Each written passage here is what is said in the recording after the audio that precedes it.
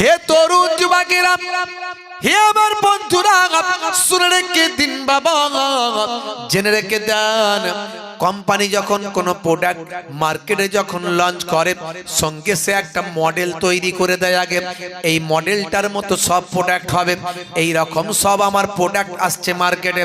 Company প্রথম একটা মডেলের অ্যাড করে, দেখবেন কোনো যদি একটা গাড়ি, মনে করুন একটা 4 চাকা গাড়ি যখন মার্কেটে কোম্পানি নিয়ে আসবে, তার আগে ওই গাড়িটা আইপিএল খেলাতে অ্যাড করা হয়, বিভিন্ন জায়গায় হোর্ডিং করা হয়। আসলে ওই গাড়িটাকে মডেল করে কোম্পানি মানুষকে দেখিয়ে দেয়, এই গাড়িটা এই রকম ফ্যাসিলিটি, এই মোবাইলটা এরকম ফ্যাসিলিটি। হে তরুণ যুবকেরা, হে আমার মুরব্বিয়ানেরা, শুনে রেখে দিন বাবা, জেনে রেখে দেন, কোম্পানি কোন প্রোডাক্ট যখন মার্কেটে নিয়ে আসে, একটা আগে মডেল তৈরি করে দেয়, সেই মডেলটাকে মানুষকে দেখিয়ে দেয় আমার প্রোডাক্টটা এরকম হওয়া চাই। হে তরুণ যুবকেরা, আমার আল্লাহ হযরতে আদম নবীর জামানায় মানুষ নামক প্রোডাক্ট দেবেন, হযরতে আদম নবীকে তাদের মডেল বানিয়ে দিলেন। হে মানুষেরা, আদম নবী যা বলে সেটা শোনো, তার মতো জীবন যাপন করো। হযরতে ইব্রাহিম নবীর জামানাতে আমার আল্লাহ মানুষ নামক প্রোডাক্ট পাঠালেন, সঙ্গে ইব্রাহিম নবীকে মডেল করে পাঠিয়ে দিলেন। ঈসা রুহুল্লাহর জামানাতে আমার আল্লাহ মানুষ পাঠালেন, হযরতে ঈসা রুহুল্লাহকে সেই জামানার মডেল বানিয়ে দিলেন। হে তরুণ যুবকেরা, হে আমার বন্ধুরা, শুনে রেখে দিন বাবা, জেনে রেখে দেন, হে মুসলমান একটুখানি লক্ষ্য করুন, হযরতে মুসা কালিমুল্লাহকে আমার আল্লাহ সেই জামানার মডেল বানালেন, হযরতে ইব্রাহিম খলিলুল্লাহকে সেই জামানার মডেল বানালেন, হযরতে দাউদ নবীকে সেই জামানার মডেল বানালেন, হযরতে সুলাইমান নবীকে সেই জামানার মডেল বানালেন। আর আখেরি জামানার পয়গম্বরের জামানাতে আমার আল্লাহ কোটি কোটি মানুষ পাঠালেন, আর আখেরি জামানার পয়গম্বরের এই মানুষ নামক প্রোডাক্টটিকে আমার আল্লাহ একটা মডেল দেখিয়ে দিলেন। সেই মডেলটা হলো আপনার আমার নবী রাহমাতুল লিল আলামিন। রাহমাতুল লিল আলামিনকে আমার আল্লাহ মডেল করে দিলেন। হে মানুষেরা, তোমাদের নবী যা বলে তাই শোনো, তোমাদের নবী যা বলে তাই শোনো। হে তরুণ যুবকেরা, হে আমার বন্ধুরা, শুনে রেখে দিন বাবা, জেনে রেখে দেন, তাহলে সেই নবীর আমল, সেই নবীর দেখানো রাস্তা আমল করতে হবে। আমার আল্লাহ তাই কোরআন মাজিদের মধ্যে জানিয়ে দেন, হে দুনিয়ার মানুষ শুনে রেখে দাও, হে দুনিয়ার মানুষ জেনে রেখে দাও, আমি তোমাদের কাছে একটা মডেল পাঠিয়েছি, সেই মডেলটা হলো আখিরি জামানার পয়গম্বর।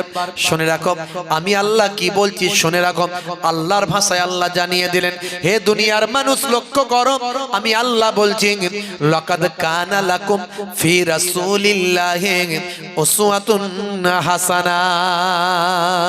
হে দুনিয়ার মানুষ, তোমাদের জন্য তোমাদের নবীর মধ্যে আছে উত্তম আদর্শ। জোরে হবে না, জোরে হবে না।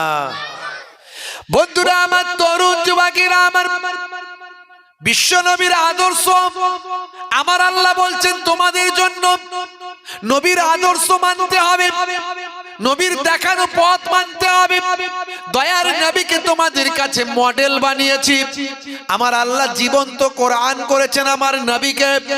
হে তরুণ যুবকেরা, হে আমার বন্ধুরা, শুনে রেখে দিন বাবা, জেনে রেখে দিন বাবা, হে মুসলমান একটুখানি লক্ষ্য করুন, আমার নবীর আখলাকটা কেমন ছিল, কেমন আমার আল্লাহ তাকে মডেল বানিয়েছিলেন। 1450 বছর আগে বদরের যুদ্ধের সময় বিশ্ব নবীর শিষ্য ভক্ত ছিল 313টা, 313টা দয়ার নবীর ভক্ত ছিল। আজকে মাত্র 1450 বছর কেটে গেছে, 1450 বছর পর নবী এমন আখলাক দেখিয়েছেন, এমন চরিত্র দেখিয়েছেন, বিশ্ব জয় করেছেন। আজকে তাই সারা পৃথিবীর বুকে কিছু কম বেশি প্রায় 200 কোটি মানুষ আমার দয়ার নবীর ভক্ত। 200 কোটি, 350 থেকে কিছু কম বেশি 200 কোটি। আগামী 50 বছর পর পৃথিবীর দ্বিতীয় বৃহত্তম রিলিজিয়াস হবে ইসলাম। জোরে বলুন সুবহানাল্লাহ। এই জন্যই তো কাফের মুশরিকেরা চিন্তার মধ্যে আছে। ইসলামের বিউটি, খুব ভালো করে কথাগুলো বুঝবেন, 1 ঘন্টা আলোচনা করব, বেশি নয়। তাদারিসুল ইলম, নবী বলছেন ইলমের দার্স দাও, ইলমের দার্স নাও, ফিল লাইলে, রাতের বেলা, সাআতান, 1 ঘন্টা। কতক্ষণ? নবী বললেন 1 ঘন্টা। কতক্ষণ? আমার নানা ছোট হুজুরের কথা নয়, আমার দাদা পীরনগর হুজুরের কথা নয়, এই কথাটা হলো দয়ার নবীর কথা। 1 ঘন্টা ইলমের দার্স নাও রাতের বেলা। যদি দার্সের মতো দার্স হয়, বক্তা বক্তার মতো বলে আর শ্রোতা শ্রোতার মতো শোনে, ওই 1 ঘন্টার আলোচনাটার মর্যাদা কত শুনুন। হাদিস বলছি, গল্প নয় এটা। দয়ার নবী বলছেন খায়রুম মিন আহিয়া ইহা, সারা জীবন নফল ইবাদতের থেকে ভালো। সারা জীবন ধরে যত নফল ইবাদত করেছেন তার থেকে ভালো 1 ঘন্টার দিনের তালিম নিয়ে আলোচনা করা, দিনের ইলম শোনা। বন্ধুরা আমার, তরুণ যুবকেরা আমার, মুরব্বিয়ানেরা আমার, সেই দয়ার নবীর কথা আপনাদের মাঝখানে বলছিলাম। কি আখলাক, কি চরিত্র দয়ার নবীর আল্লাহ দিলেন।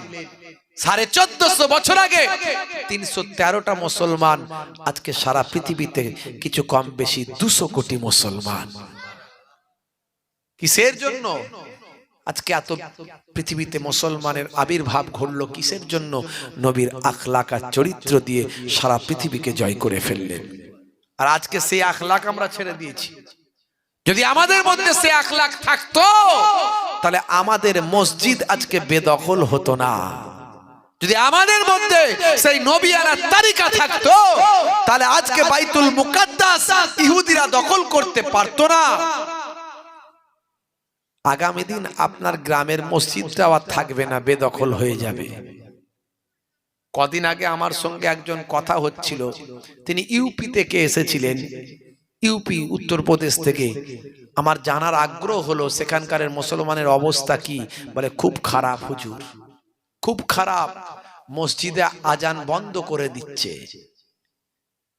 পান থেকে চুন খসার অপেক্ষা, সঙ্গে সঙ্গে ইনকোয়ারি, লোকজন এসে হ্যারেস করছে।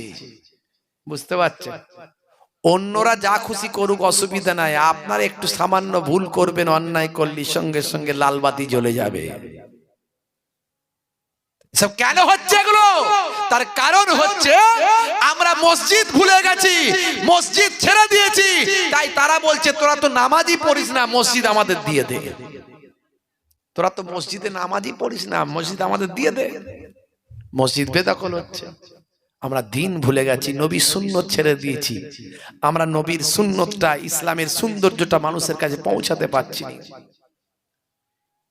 ইসলাম শান্তির কথা বলেছে, সম্প্রীতির কথা বলেছে, ভ্রাতৃত্বের কথা বলেছে, মানবিকতার কথা বলেছে, মনুষ্যত্বের কথা বলেছে। ইসলাম বলেছে, নবী জানিয়েছেন যে মুসলমানটা ঘরে খেয়ে দিয়ে ঘুমায়, তার পাড়া প্রতিবেশী অনাহারে দিন কাটায়, সেই ব্যক্তি মুসলমান নয়। এই সুন্দর কথা আমরা মানুষের কাছে পৌঁছাতে পারিনি। নবী মুসলমানের কথা শুধু বলেননি, তোমার প্রতিবেশী যদি হিন্দু হয়, খ্রিস্টান হয়, জৈন বৌদ্ধ হয়, সে যদি অনাহারে থাকে আর তুমি পেট ভরে খাবে, তুমি মুসলমান নও। নবী সুন্দর কথা বলেছে, লা ইয়ারহামুল্লাহু মান লা ইয়ারহামুন নাস। যে মনুষ্য জাতির উপর দয়া করে না, মহান আল্লাহ তার উপর দয়া করেন না। নবীর মুখ থেকে উচ্চারণ হয়েছে, নবী জানিয়ে দিয়েছেন আল্লাহর কথা। বন্ধুরা আমার, দয়ার নবী পরধর্মে সহিষ্ণুতার কথা বলেছেন, লাকুম দীনুকুম ওয়ালিয়া দীন বলেছেন, লা ইকরাহা ফিদ্দীন বলেছেন। ধর্মে কোনো জবরদস্তি নাই, তুমি তোমার ধর্ম পালন করছো, আমি আমার করি। ধর্ম জোর করে হয় না, ভালোবাসার জিনিস। নবী জানিয়ে দিয়েছেন, এতিমের মাথায় হাত বুলিয়ে দাও, এতিমের মাথায় হাত বুলিয়ে দাও। যতগুলো চুল তোমার হাতের তালুতে লাগবে, ততগুলো সওয়াব আল্লাহ তোমার নামাজ আমলে দান করে দেবে। আমরা মানুষকে বলতে পারি না, বোঝাতে পারি না। নবী বলেছেন, বিমারি মানুষ, অসুস্থ মানুষ, তার দেখাশোনা করো, তাকে বিমার পুরসি করো, সে কেমন আছে জানো, সে শত্রু হোক মিত্র হোক, যাও তোমার যাতায়াতের পথে এই যে তুমি বিমারি অসুস্থ মানুষকে দেখতে গেলে, তোমার যাতায়াতের পথে আল্লাহর মালাইকা ফারিস্তারা তোমার গুনাহ মাফির জন্য আমিন আমিন করে দোয়া চায়। এই সুন্দর কথাগুলো মানুষের কাছে পৌঁছাতে পারলাম না। ইসলামের বিউটি, ইসলামের সৌন্দর্যকে মানুষের কাছে ছড়াতে পারলাম না।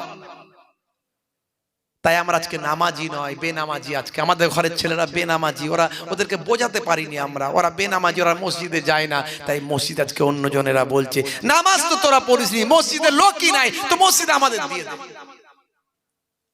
বন্ধুরা আমার, তরুণ যুবকেরা আমার, মুরব্বিয়ানেরা আমার, হে তরুণ যুবকেরা, হে আমার বন্ধুরা, শুনে রেখে দিন বাবা, জেনে রেখে দেন, ইসলামের সৌন্দর্যটা আপনার কাছে একটু তুলে ধরার চেষ্টা করব নবীর আখলাক চরিত্রের মধ্যে দিয়ে। হে তরুণ যুবকেরা, একটুখানি শুনুন, দয়ার নবী আপনাকে আমাকে কি শিক্ষা দিলেন আর আমরা কিভাবে জীবন যাপন করছি। ভাইরা আমার, তরুণ যুবকেরা, বন্ধুরা আমার, আল্লাহর নবী কি আখলাক দেখালেন বাবা। ভাইরা আমার, নবীর আখলাক চরিত্রটা একটু বোঝার চেষ্টা করুন। আমি একটা ছোট্ট উপমার মধ্যে দিয়ে আপনাদের জানাবো দয়ার নবী কি আখলাক, কি চরিত্রের অধিকারী ছিলেন বাবা। সারা পৃথিবীর বুকে এই আখলাক চরিত্র দৃষ্টান্ত। ভাই আমার, এই আখলাক চরিত্রের বিরল ঘটনা বাবা। হে তরুণ যুবকেরা, আল্লাহর নবী ছোট্ট বয়স থেকে মক্কার মানুষেরা দয়ার নবীকে কিন্তু তারা ভালোবাসত, কারণ দয়ার নবী কখনো মিথ্যা কথা বলেন না, কারো মাল হরণ করেন না, কাউকে কটু কথা বলে হৃদয়ে প্রাণে ব্যথা দেন না।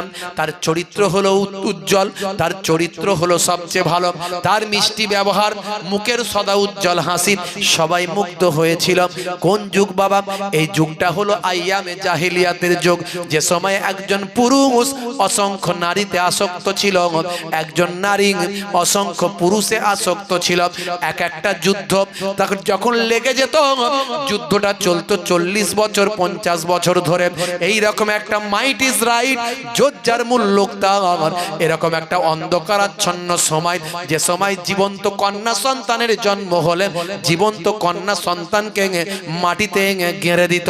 এই রকম একটা কঠিন পরিস্থিতির মধ্যেও মক্কার মানুষেরা আমার নবী পাককে পৃথিবীর সেরা মানুষ, মক্কার সেরা মানুষ বলে ভূষিত করেছিল।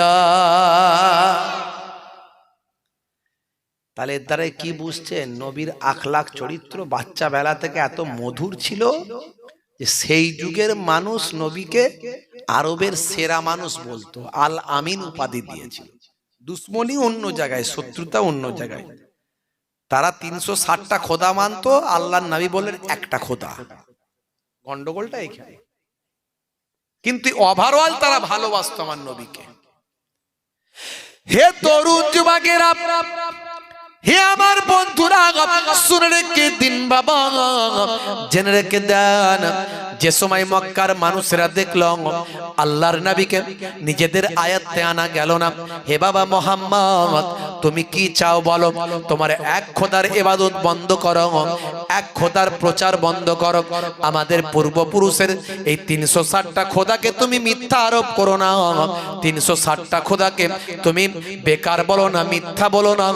এই প্রচার তুমি বন্ধ করে দাও। বলো তুমি এর পরিবর্তে কি চাও? যদি তুমি চাও ধনী হতে, আমরা আরবের মানুষরা, মক্কার মানুষরা তোমাকে ধনী বানাবো। যদি বলো তুমি শক্তিশালী হতে, তোমাকে শক্তিশালী বানাবো। যদি বলো তুমি সুন্দরী নারীকে বিবাহ করতে, তোমাকে তাই সুন্দরী নারী, আরবের সুন্দরী নারীর সঙ্গে বিবাহ দেব। কিন্তু তার বিনিময়ে যা চাইবে তাই দেব, কিন্তু এক আল্লাহর কথা বলা বন্ধ করতে হবে। আর আমাদের 360টা খোদা এই আমরা যে প্রচার করি, ইবাদত করি, তার বিরোধিতা করা বন্ধ করতে হবে। হে তরুণ যুবকেরা, আল্লাহর নবী বলেছিলেন, হে মক্কার কুরাইশরা, হে আমার চাচা জানেরা, যদি আমার এক হাতে চাঁদ আর এক হাতে যদি সূর্যকে এনে দেওয়া হয়, তারপরেও আমাকে যে দায়িত্ব দেওয়া হয়েছে, আমার আল্লাহ আল্লাহর ওয়াহাদানিয়াতের কথা বলতে বলেছেন আর আমাকে পয়গম্বর বলে মনোনীত করেছেন, এই প্রচার আমি কখনোই বন্ধ করতে পারবো না। দুশ্মনী স্টার্ট। আরবের সেরা সেরা মস্তান গুলো সব এক কাছে হল, আবু জাহিল, আবুল আহাব, এরা সব সেরা সেরা মস্তান, বুঝতে পারছেন? এক কাছে হয়ে দারুন নাদুয়া একটা মিটিং করার ঘর, সেখানে এক কাছে হয়ে বললে এক কাজ করো, অনেক হয়েছে, আর নয়, আর নয়। এই মোহাম্মদ আমাদের যে আত্মীয় ভাতিজা, এ নবী পায়গম্বর বলে দাবি করছে, যা যা করছে সব মানুষ মুগ্ধ হয়ে যাচ্ছে। এত অনেক কিছু বলা হয়েছে, আর নয়, একে এবার হত্যা করতে হবে। বলল দেখো, এ কিন্তু কোরাইশ ঘরের সন্তান, পপুলারিটি অনেক, মানুষ ভালোবাসে, একটা রেপুটেশন আছে। এই মানুষটাকে হত্যা করতে গেলে তার সঙ্গে গন্ডগোল শুরু হবে, আগে ভালো করে মিটিং করো, সব নেতারা সবাই রাজি কিনা। সবাই বলল আমরা রাজি। বলে তাহলে কিভাবে হত্যা করা যাবে? বললো প্রত্যেক দল থেকে, এখন যেমন দল আছে, হ্যাঁ, তখনও দল ছিল, প্রত্যেক দল মানে গোত্র যেটা বলে, প্রত্যেক গোত্র থেকে কিছু কিছু মস্তান গোছের ছেলেদেরকে রেডি করো, দিয়ে মুহাম্মদ সাল্লাল্লাহু আলাইহি ওয়াসাল্লামের ঘরটা ঘিরে ফেলো, ঘিরে ফেলে তাকে ঘর থেকে বের করে হত্যা করো। বুঝতে পারছেন বন্ধুরা আমার?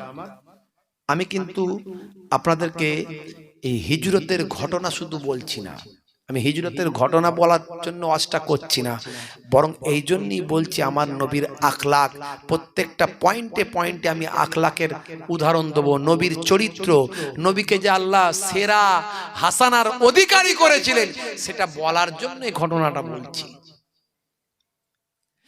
হে তরুণ যুবকেরা, হে আমার বন্ধুরা, শুনে রেখে দিন বাবা, জেনে রেখে দেন, হে মুসলমান, একটুখানি লক্ষ্য করুন বাবা, একটুখানি খেয়াল করুন বাবা। আল্লাহর নবী, আল্লাহর রাসূলের ঘরটা জালেমেরা ঘিরে ফেলেছে বাবা। রাতের অন্ধকারে নবী আমার হুজরার ভিতরে আছেন। আরবের নিয়ম হলো, কোন মানুষকে তারা গোপনে হত্যা করে না, কোন মানুষকে যদি মারতে হয়, হত্যা করতে হয়, সামনাসামনি তারা লড়াই করে, তারা প্রমাণ করার চেষ্টা করে আমরা হলাম বীরের জাতি।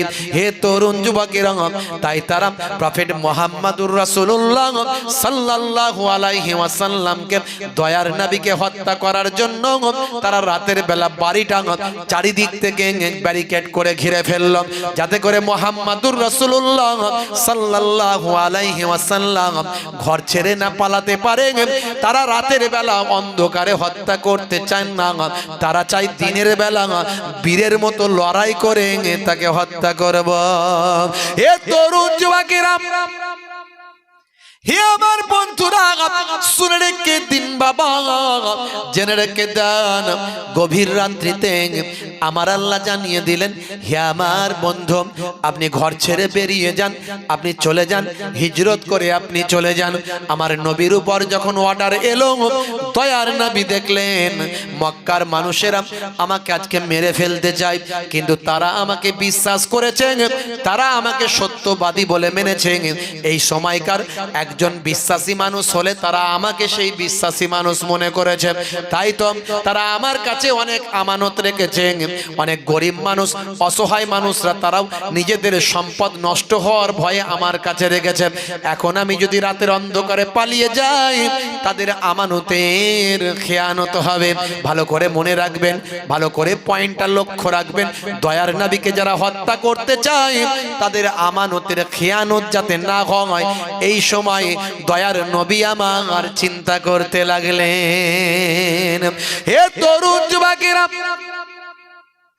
হে আমার বন্ধুরা, সেই সময় আল্লাহর নবী হযরতে আলী মুর্তজা, চাচাতো ভাই হযরতে আলী মুর্তজাকে বললেন, ভাই আলী, বাবা ভাই আমার তরুণ যুবকেরা আমার, হযরতে আলীকে বললেন, বাবা আলী, তুমি এক কাজ করো, আমার বিছানায় শুয়ে পড়ো, আমার বিছানায় শুয়ে পড়ো।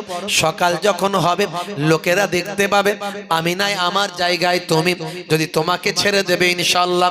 আর মনে রাখবে, আমার যে আমানতগুলো আমার কাছে রাখা আছে, মক্কার মানুষরা আমাকে বিশ্বাস বিশ্বাস করে যে আমানতগুলো রেখেছে সেই আমানতগুলো তুমি পাই পাই করে তাদের বুঝিয়ে দেবে। বুঝিয়ে দেওয়ার পরে তুমি মদিনায় হিজরত করে আসবে। হে তরুণ যুবকেরা, হে আমার মুরব্বিয়ানেরা, যে নবীকে জানে মেরে ফেলতে চাই মক্কার মানুষেরা, সেই নবী মক্কার মানুষদের আমানতের চিন্তা করে। বন্ধুরা আমার, ভাবুন তো একটু, আমানতের খেয়ানত করলে কতটা গুনাহগার হতে হবে। আমানতের যারা খেয়ানত করে তারা হলো মুনাফিক। আয়াতুল মুনাফিকে সালাসাতুন, মুনাফিকের চিহ্ন নিদর্শন হলো তিনটে। এজা হাদ্দাসা কাযাবা, যখন কথা বলবে মিথ্যা বলবে। আপনি মিথ্যা বলেন? বলেন না তো, কোনোদিন বলেননি তো, তাহলে আমানতে এই মুনাফিকের নিদর্শন আপনার কাছে নাই। আর যদি বলেন বলি, তাহলে আজ থেকে বলা বন্ধ করুন, না হলে মুনাফিকের খাতাতে নামটা উঠে যেতে পারে। আছে বসিরহাটে, বলছে আমি শিয়ালদাতে। কেন রে ভাই? টাকা পাবে তাই তাকাতা করছে, তাই তাকে ঘোরানোর জন্য বলছে ভাই আমি কলকাতায় শিয়ালদাতে, কিন্তু আছে সে বসিরহাটে। কথায় কথায় মিথ্যা, আছে না নাই? হে তরুণ যুবকেরা, হে আমার বন্ধুরা, শুনে রেখে দিন বাবা, জেনে রেখে দেন, আল্লাহর নবী দো জাহানের বাদশা হাবিবুল্লাহ জনাবে মুহাম্মাদুর রাসূলুল্লাহ সাল্লাল্লাহু আলাইহি ওয়াসাল্লাম বলেন, এজা হাদ্দাসা কাযাবা, যখন কথা বলবে মিথ্যা কথা বলবে, এটা হলো মুনাফিকের আলামত। ভাই আমার, দোস্ত আমার, ওয়াইজা ওয়াদা আখলাফা, আর যখন ওয়াদা করবে খেলাফ করবে। মিথ্যা কথা বলবে 1 নাম্বার, ওয়াদা করবে খেলাফ করবে 2 নাম্বার। আমি আসবো তোমার সঙ্গে দেখা করছি ভাই 1 ঘন্টা পরে, আর এলো না। ভাই তুমি এখানে বসো, আমি কিন্তু ঘুরে আসবো, এলো না। ওয়াদা করলো তোমার অমুক দিন এটা দেবো, দিল না। বুঝতে পারছেন? হে তরুণ যুবকেরা, হে আমার বন্ধুরা, আল্লাহর নবী বলেন, ওয়াইজা উতুমিনা খানা, আর যে বান্দা আমানতের খেয়ানত করে, বিশ্বনবী আমার, দয়ার নবী আমার বলেন, এই 3টে হলো মুনাফিকের আলামত। হে মুসলমান, একটুখানি লক্ষ্য করুন, দয়ার নবীর জীবন যখন, জীবন ভাই আমার হত্যা করার জন্য যখন দুশমনেরা রাজি, দুশমনেরা যখন নবীর ঘরটা ঘিরে ফেলেছে, নবীকে হত্যা করতে চাই, সেই সময়তেও নবী আমার শিক্ষা দিলেন, এই অবস্থাতেও আমি আমানতের খেয়ানত করি না। ভাবুন তো, কল্পনা করুন মুসলমান, একটু চিন্তা করুন, আমরা নবী নবী করি, নবীর আখলাক কোথায় আমাদের মধ্যে? হে তরুণ যুবকেরা, একটু ছোট্ট করে আপনাদের মাঝখানে বলবো, লম্বা চওড়া বেশি নয়। দয়ার নবী আমার মক্কা শরীফ থেকে হিজরত করে যখন মদিনা শরীফের দিকে যখন চলে যাবেন, আপনাদের জানা আছে হযরতে আবু বকর সিদ্দিক রাদিয়াল্লাহু তাআলা আনহুকে সঙ্গে নিয়ে গারে সুরের মধ্যে 3 দিন 3 রাত ছিলেন। আমি মাস 2 আগে আল্লাহ আমাকে নিয়ে গিয়েছিলেন, আমি গারে সুরে গিয়েছিলাম। গারে সুরে যাবার পরে আমার এই ঘটনাগুলো সব মনে পড়লাম। আহারে, এই গুহায়, এই সেই গুহা, যেই গুহাতে আমার নবী 3 দিন 3 রাত আত্মগোপন করেছিলেন। জালেমরা খুঁজতে খুঁজতে গুহার সামনে এসেছিল।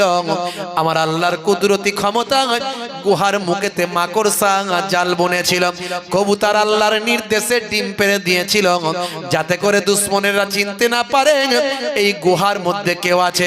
হে তরুণ যুবকেরা, হযরতে আবু বকর সিদ্দিক রাদিয়াল্লাহু তাআলা আনহু সেই সময় দয়ার নবীকে চিন্তিত হয়ে বলেছিলেন, ইয়া রাসূলুল্লাহ, হাবিবাল্লাহ, দুশমনেরা গুহার সামনে এসে হাজির। আমার নবীর চেহারাতে কোনো আতঙ্কের ছাপ ছিল না। সেই সময় আমার নবী বলেছিলেন, বাবা আবু বকর, চিন্তা করো না, আমরা দুজন আছি, এটা তুমি বলো না, বরং লা তাখাফ ওয়া লা তাহজান, ভয় পেও না, চিন্তা করো না, ইন্নাল্লাহা মা'না, নিশ্চয় আমার আল্লাহ আমাদের সাথে আছে। এই সেই গুহা। গারে সুরে উঠলাম, গেলাম, দেখলাম দুরাকাত নামাজ পড়লাম, গাড়ি হেরাই গেলাম, সেখানে গিয়ে দুরাকাত নামাজ পড়লাম। বড় পাক পবিত্র জায়গা, কোরআন নাজিল হয়েছে, দয়ার নবী ইবাদত করেছেন দীর্ঘদিন, ফেরেশতা জিবরাইল আলাইহিস সালাম এসেছেন, অনেক ভিড় তো, অনেক লাইন।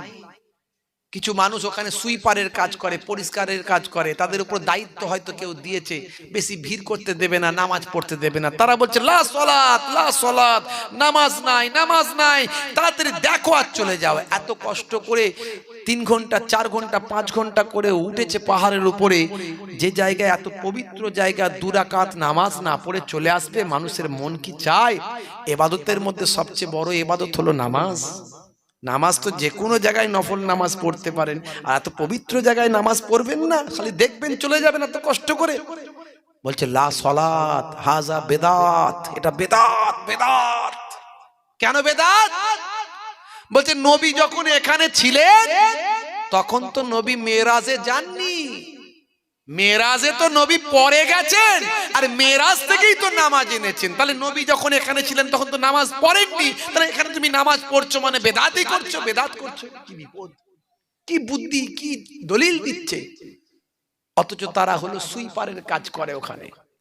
বাংলাদেশ ভারতের কিছু লোক সুইপারের কাজ করে, আলেমও নয়, মাওলানা নয়, মাদ্রাসার দরজা দেখেনি, ঝাঁটা দেয়, ঝাড়ু দেয়, কিন্তু আরবি একটু বলতে পারে।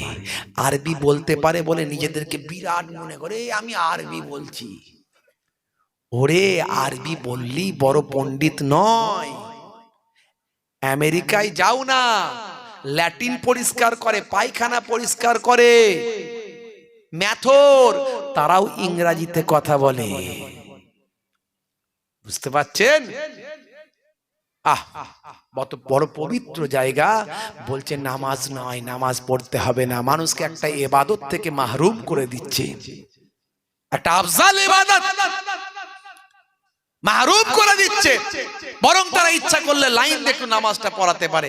আমি তাদের কথায় কান দিইনি, ঝগড়া করলাম না, কারণ ঝগড়া করার আমার মানসিকতা নাই, ঝগড়া করতে যাইনি এই পবিত্র জায়গাতে। কিন্তু তারা জানে না, মূর্খ সূর্খ মানুষ, তারা জানে না যে আমাদের নবী মেরাজ থেকে যে নামাজ এনেছিলেন এটা ধারাবাহিক 5 ওয়াক্ত নামাজ এনেছিলেন, কিন্তু তার আগে সমস্ত নবীদের জামানাতেই নামাজ ছিল। জোরে হবে না? কাবা ঘর আল্লাহ কি তৈরি করেছেন, কি হিসাবে তৈরি করেছেন? মসজিদ হিসাবে তৈরি করেছেন। মসজিদ এসেছে সাজাদা থেকে, সিজদা থেকে। সিজদা মানে সিজদা দেওয়া, সাজাদা থেকে মসজিদ, যেখানে সিজদা দেওয়া হয়, অর্থাৎ সিজদা দেওয়ার ঘর। এই সিজদা দেওয়ার ঘরটা বাবা আদম আলাইহিস সালাম থেকে শুরু করে আজও আছে। জোরে বলুন সুবহানাল্লাহ। মসজিদুল আকসা, কাবা ঘর তৈরির পরে পৃথিবীর বুকে একটা ঘর আল্লাহর ফেরেশতারা তৈরি করলেন, সে ঘরটা হলো মসজিদুল আকসা। এই মসজিদুল আকসার নাম আল্লাহ কোরআনে বলেছেন সুবহানাল্লাযী আসরা বিআবদিহি লাইলাম মিনাল মসজিদিল হারামে ইলাল মসজিদিল আকসা। হে তরুণ যুবকেরা, এই মসজিদুল আকসা আল্লাহ কোরআনে বলেছেন, মসজিদ কথার অর্থ হলো সিজদা দেওয়ার জায়গা। তাহলে আমাদের নবী আসার আগেও মসজিদ হয়েছে, তার মানে সিজদা দেওয়া হতো। শুধু তাই নয়, মুসা কালিমুল্লাহর জামানাতে 2 ওয়াক্তের নামাজ ছিল। সমস্ত নবীদের আমলে নামাজ এবং রোজা ছিল। কোরআন মাজিদে আল্লাহ বলেছেন, ইয়া আইয়ুহাল্লাযীনা আমানু কুতিবা আলাইকুমুস সিয়াম কামা কুতিবা আলাল্লাযীনা মিন ক্বাবলিকুম লাআল্লাকুম তাত্তাকুন। হে ঈমানদার বিশ্বাসী বান্দারা, তোমাদের উপর রমজানের রোজা ফরজ করা হলো, যেমন তোমাদের পূর্ববর্তীদের উপরেও ফরজ করা হয়েছিল। এর দ্বারা বোঝা যায় রোজাও ছিল আগে, নামাজও ছিল। এরা বলে লা সলাত, নামাজ ছিল না। বলুন না নাউজুবিল্লাহ। হে তরুণ যুবকেরা, হে আমার বন্ধুরা শুনে রেখে দিন বাবা, মুসলমানের ছেলে নামাজ ছেড়ে দিয়েছে বাবা। আজকে মুসলমানের ছেলে আজান যখন হয়, মুয়াজ্জিন যখন আজান দেয় হাইয়া আলাস সালাহ, মুসলমানের ছেলে বলে তাড়াতাড়ি মসজিদ তলা থেকে পালাম। আবার যখন আজান দেয় হাইয়া আলাল ফালাহ, মুসলমানের ছেলে বলে তাড়াতাড়ি ক্যারাম খেলবো পালাম। যদি মুয়াজ্জিন দেখতে পাই তাহলে হবে জ্বালা, ডাকবে এই কেলো নামাজ পড়বি, কোনো অসুবিধা হবে না, তাই তাড়াতাড়ি মসজিদ তলা থেকে পালা।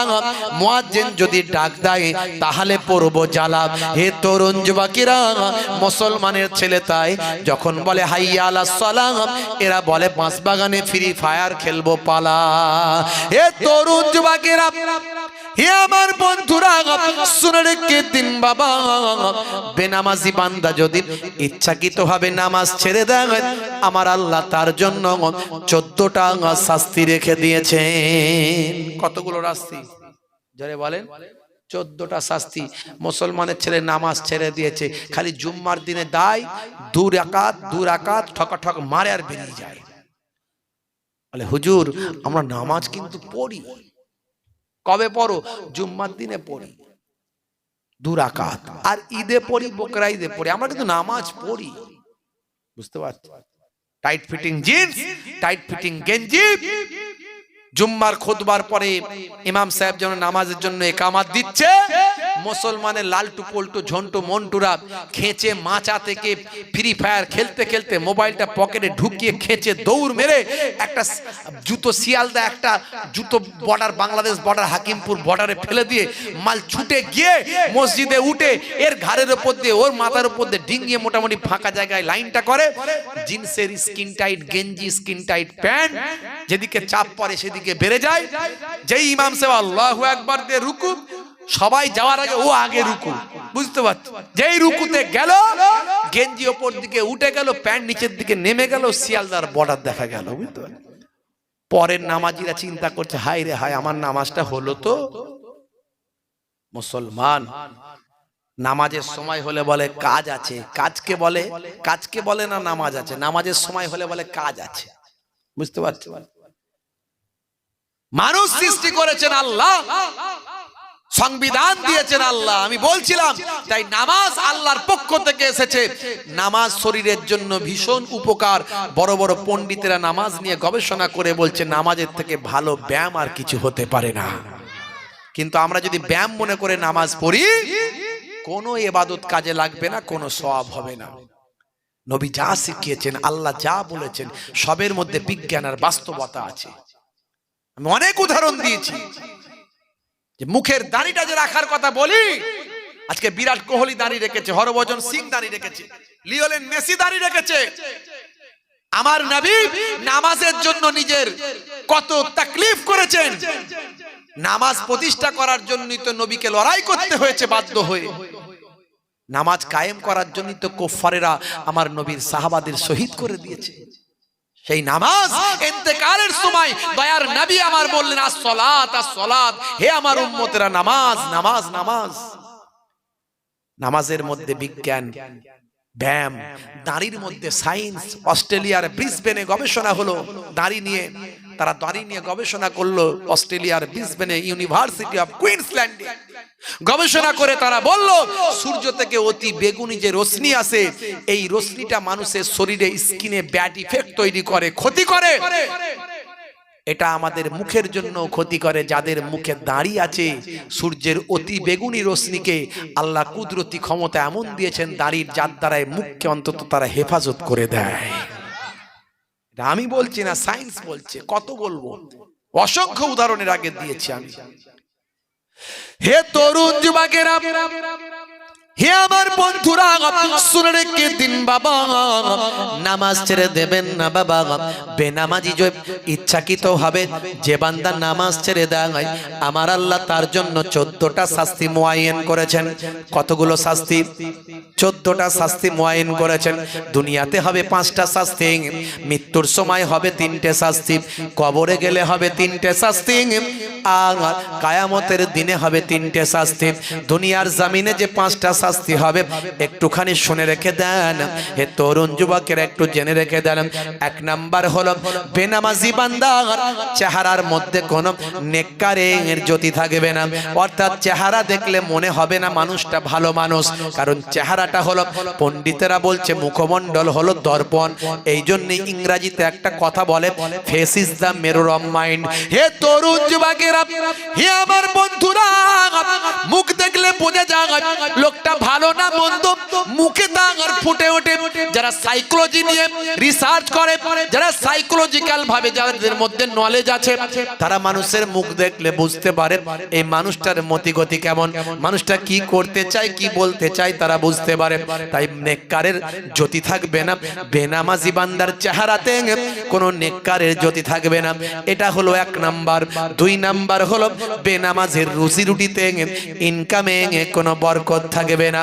ভাই আমার ঘন ঘন শুধু বলবে হাই হাই ইনকাম হচ্ছে না, হাই হাই পয়সা নাই, এত টাকা ইনকাম করি কিন্তু দেখতে পাই না, কোনটা দিয়ে ইনকাম করি, কোনটা দিয়ে খরচ হয়, কোনো আয় বরকত আমার হয় না।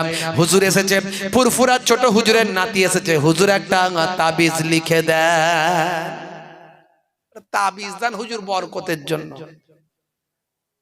যদি আমার মধ্যে সেই সেন্স থাকে, আমি তাহলে জিজ্ঞাসা করব, বাবু নামাজ পড়ো?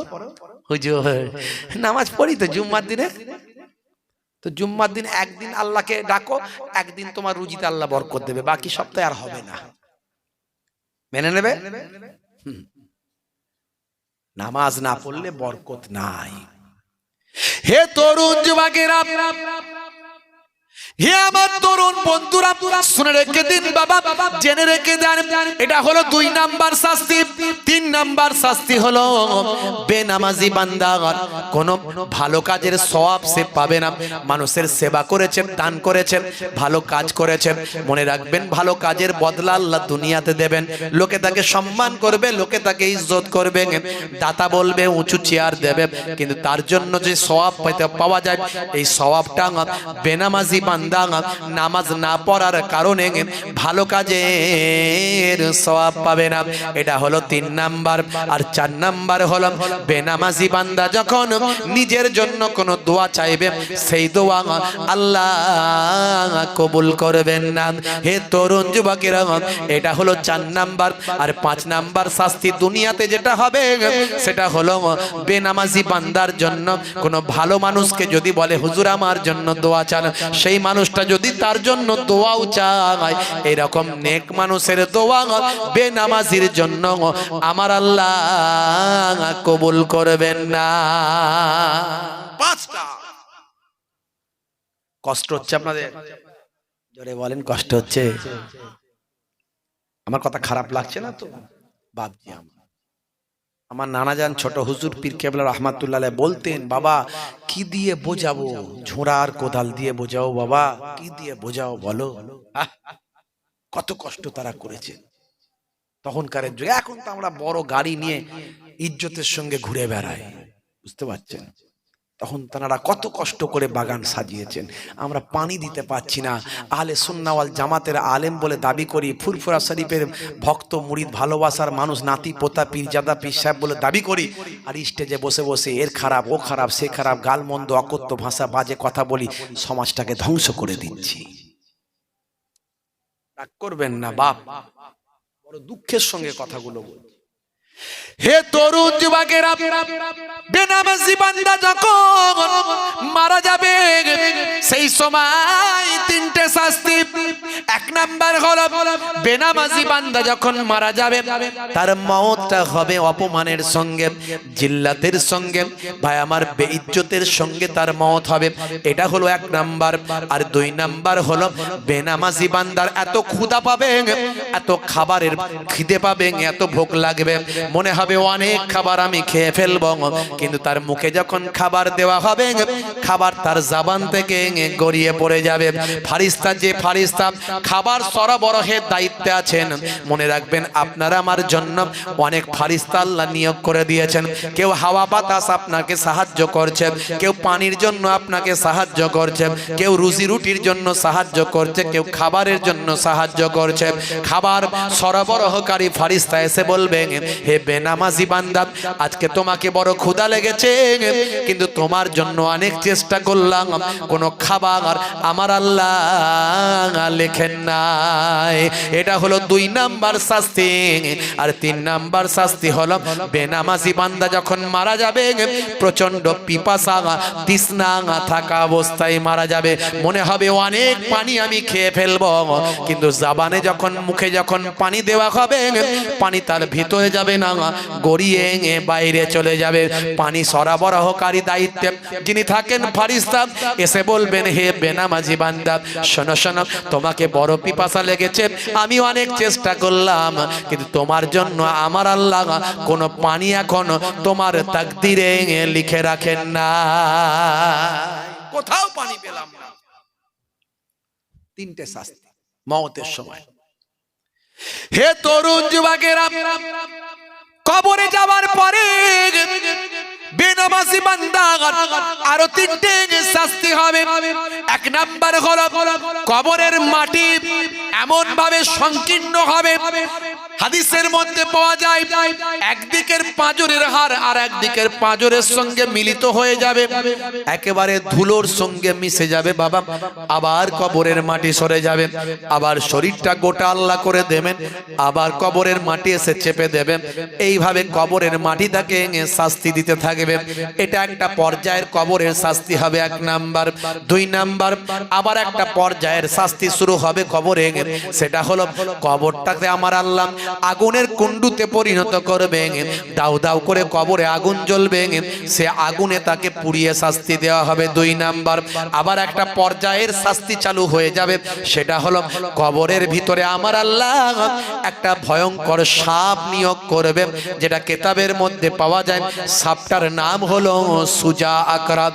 এই ভয়ঙ্কর সাপ, যে সাপটা দুনিয়ার জমিনে একবার নিঃশ্বাস ফেললে কিয়ামত পর্যন্ত সেখানে ঘাস আর জন্ম হতো না। এই 3টে শাস্তি কবরে তার হতে থাকবে।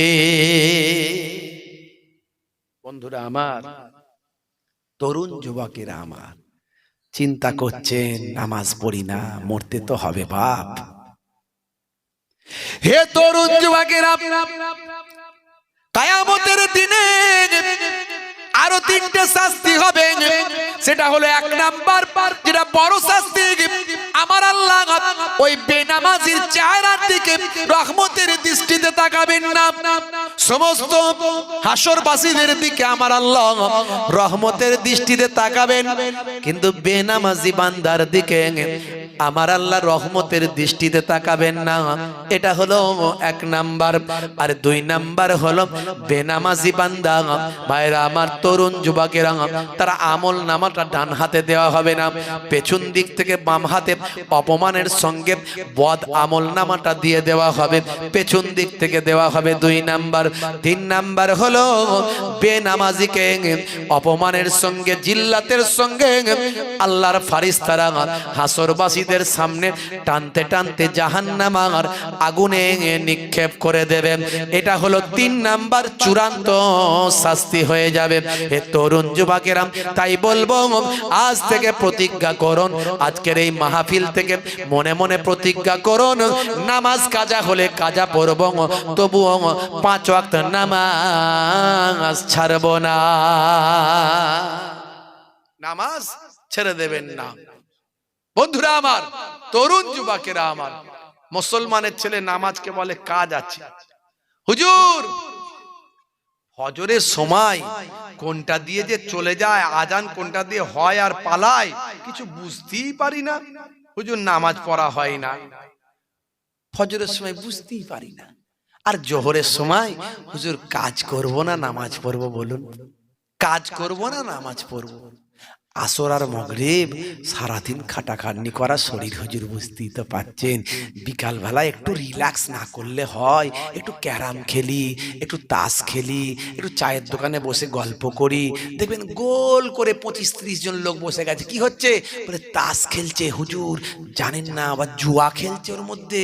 সে কি রে ভাই? বলে হ্যাঁ, মুসলমানের ছেলে নামাজ ছেড়ে দিয়ে হুজুর একটু ফ্রি হচ্ছি, ফ্রি, একটু সারাদিন খাটাখাটনি করে ফ্রি হচ্ছি, রিল্যাক্স।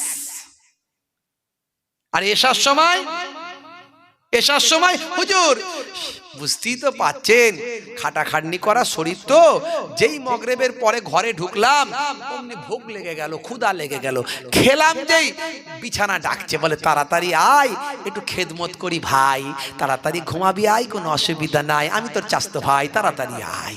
তাড়াতাড়ি বিছানায় ডেকে কি আরামে ঘুম পাড়িয়ে দেয়, কোনটা দিয়ে যে নামাজ যায় কিছু বুঝতেই পারি না। অথচ আল্লাহর পক্ষ থেকে মুয়াজ্জিন বারবার তোমাকে ডেকেছিল, কি বলেছিল? মুয়াজ্জিন কি বলেছিল? হাইয়া আলাস সালাহ,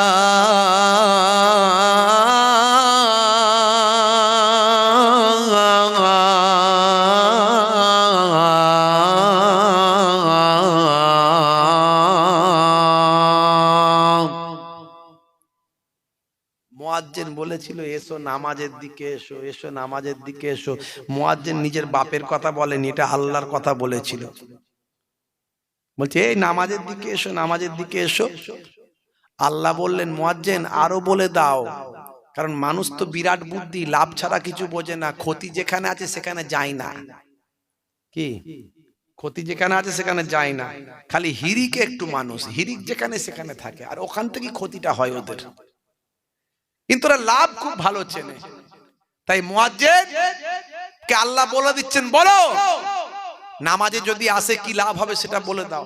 মুয়াজ্জিন তাই আবার বলছে হাইয়া আলাল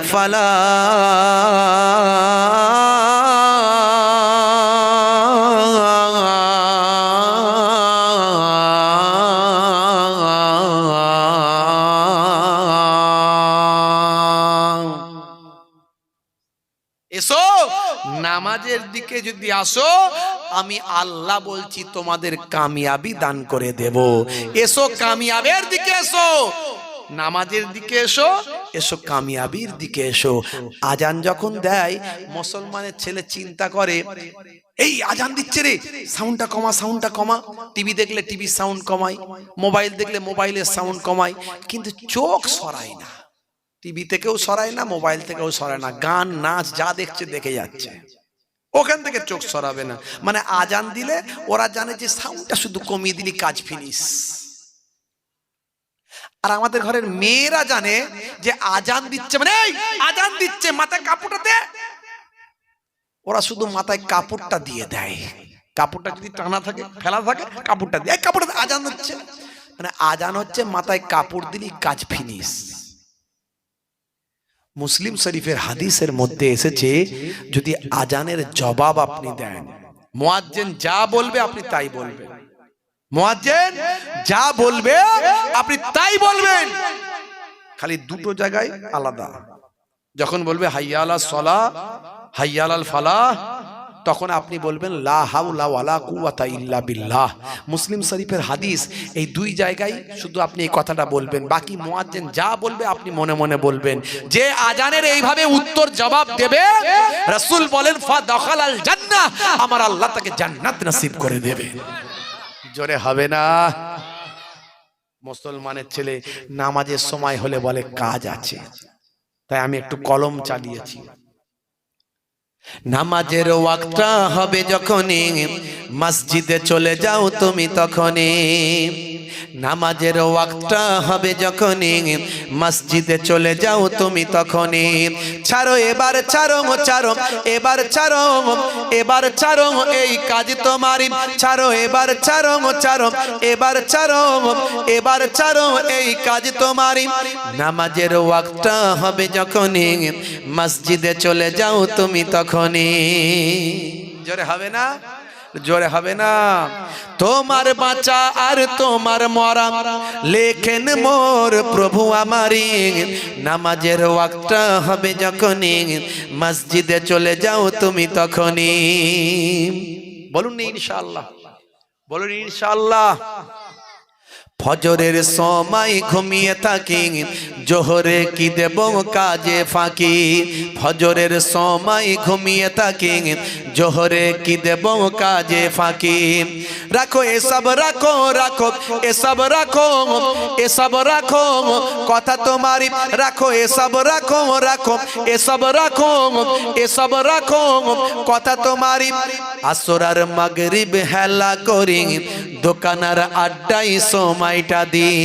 আসরার মাগরিব হেলা করি, দোকানার আড্ডায় সময়টা দিই। মরলে তোমাকে যেতে হবে মাটির নিচে, ঘর তোমারই। নামাজের ওয়াক্তটা হবে যখনই, মসজিদে চলে যাও তুমি তখনই। জোরে হবে না? আর জোরে হবে না? এসার সময় ঘুমিয়ে পড়ি, শরীরটা ক্লান্ত মেলিয়ে দিন। এসার সময় ঘুমিয়ে পড়ি, শরীরটা ক্লান্ত মেলিয়ে দিন। না না এসব বলো না, এসব বলো না, এসব বলো না বান্দা তুমি। না না এসব বলো না, এসব বলো না, এসব বলো না বান্দা তুমি। রুটি রুজি দিচ্ছে যিনি, জীবন মরণের মালিক তিনি। জোরে হবে না? রুটি রুজির মালিককে, জীবন মরণের মালিককে। জোরে বলেন। কারবারটা করেছেন খদ্দেরের মনে মহাব্বত দিয়ে দোকান পর্যন্ত পৌঁছে দেওয়ার মালিককে। চাষ করেছেন অনাবৃষ্টি অতিবৃষ্টি, ভাই আমার শিলাবৃষ্টি, বড় বড় হাইব্রিড পোকা থেকে চাষকে রক্ষা করে ফসল দেওয়ার মালিককে। জোরে বলেন কে? তাহলে রুজি রুটি যিনি দিচ্ছেন সেই আল্লাহর ইবাদত আপনার জন্য করা ফরজ। আল্লাহ বলছেন বান্দা তোদের ইবাদতের জন্য পাঠিয়েছি, নবী আনার তরিকায় ইবাদত কর। নামাজও পড়বি, কাজও করবি। এই কাজ করবি যখন নবী আনার তরিকায় কর, নবী বলেছেন যেভাবে সেভাবে কর, দেখবি নামাজ পড়বিও সওয়াব পাবি, কাজ করবি তাতেও সওয়াব পাবি। আমরা মুসলমান, আমরা এমন একটা জাতি আল্লাহ আমাদের করেছেন, আমরা ঘর ঝাড়ু দিলেও সওয়াব পাই, স্ত্রীর সঙ্গে প্রেমালাপ করলে মহাব্বত করলেও সওয়াব পায়। মায়ের চেহারার দিকে নেক নজরে, আহারে এটা আমার মা, নবী বলেছেন মায়ের চেহারার দিকে তাকালে নফল কবুল করা হজে সওয়াব পাওয়া যায়।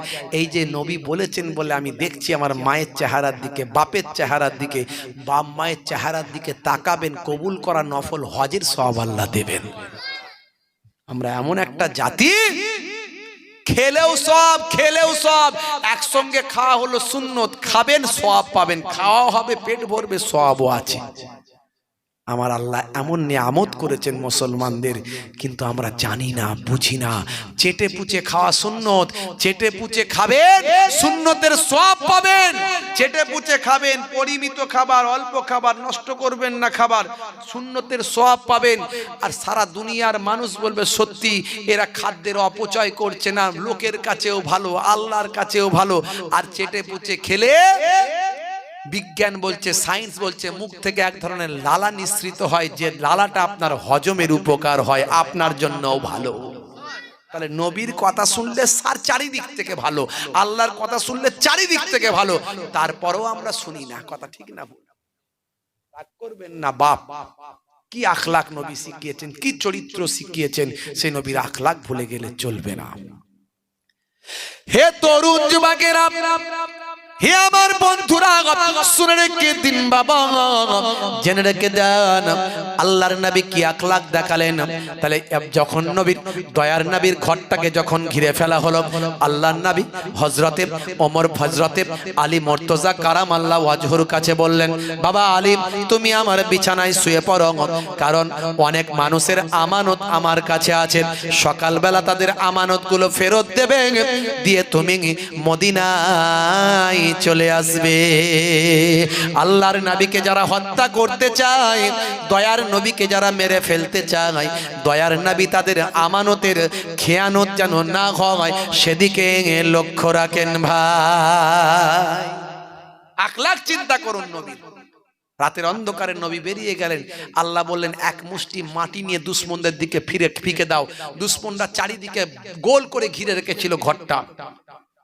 এক মুষ্টি মাটি রাতের বেলা ফিকে দিলেন, দোয়া পড়ে সমস্ত দুশ্মনদের চোখকে আল্লাহ অন্ধ বানিয়ে দিলেন। আমার নবী চলে গেলেন। আমার নবীকে আল্লাহ জানালেন, হে নবী, আপনি এক মুষ্টি বালি ফিকেছিলেন, মাটি ফিকেছিলেন, সবাইয়ের চোখে তো পৌঁছানো সম্ভব ছিল না, চারিদিকে দুশ্মন, তাহলে কি করে পৌঁছালো? কোরআন খুলুন, আলেমদের জিজ্ঞাসা করুন। ওয়ামা রামাইতা ইজ রামাইতা ওয়ালাকিন্নাল্লাহ রামা। আপনি ফেকেননি যখন ফিকেছিলেন, আপনি ফেকেননি, কত সুন্দর কথা। ওয়ামা রামাইতা ইজ রামাইতা ওয়ালাকিন্নাল্লাহ রামা। আপনি ফেকেননি যখন ফিকেছিলেন, বরং সেই ফিকাটা স্বয়ং আমার আল্লাহ নিজে ফিকেছিলেন। জোরে হবে না? জোরে হবে না? হযরতে আবু বকর সিদ্দিককে নিয়ে চলে গেলেন। যাবার সময় কাবা ঘরের সামনে নবী কাঁদছেন, এই কাবা, তোমার কাছে থাকার বড্ড ইচ্ছা ছিল, কিন্তু তোমার দেশের মানুষ থাকতে দিল না। আল্লাহ বললেন, হে আমার বন্ধু, কাঁদবেন না, আমি আপনাকে আপনার দেশ আবার ফিরিয়ে দেবো ইনশাআল্লাহ।